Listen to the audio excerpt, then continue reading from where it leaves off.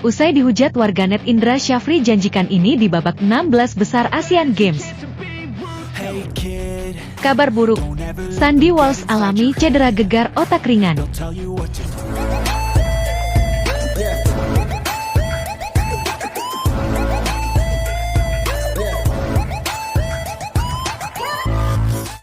Usai dihujat warganet, Indra Syafri janjikan ini di babak 16 besar Asian Games. Seperti diketahui, skuad Garuda Muda harus menyerah saat menjalani duel pamungkas babak penyisihan grup A Asian Games 2022 melawan Timnas U24 Korea Utara. Alvendra Dewangga DK yang mengincar kemenangan justru takluk dengan skor tipis 1-0.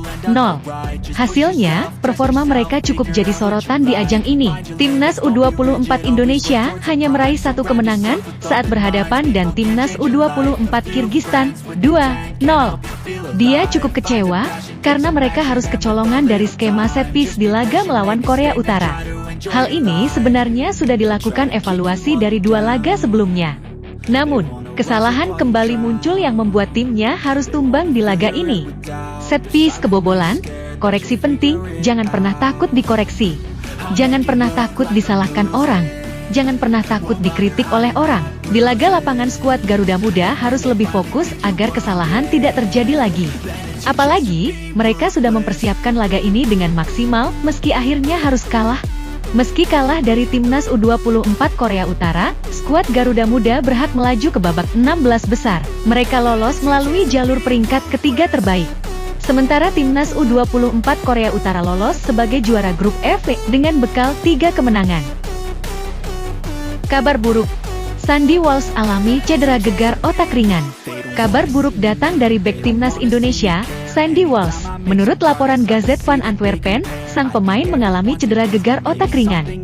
Cedera itu didapat Sandy Walsh saat membela KV Mechelen melawan O'Hallowen 23 September 2023. Walsh yang menjadi starter hanya bermain selama 16 menit dan ditarik keluar karena cedera. Cerita bermula saat Sandy Walsh melanggar John Torstensson di kotak terlarang. Ketika terjatuh, kepala Sandy Walsh berbenturan dengan Torstensson. Wasit ketika itu menunjuk titik putih untuk O'Hallowen. Untungnya, bola hasil eksekusi penalti yang dilakukan John Torstensson tak menjadi gol. Namun, Sandy Walsh kemudian ditarik keluar dan digantikan Jannes Van Heck.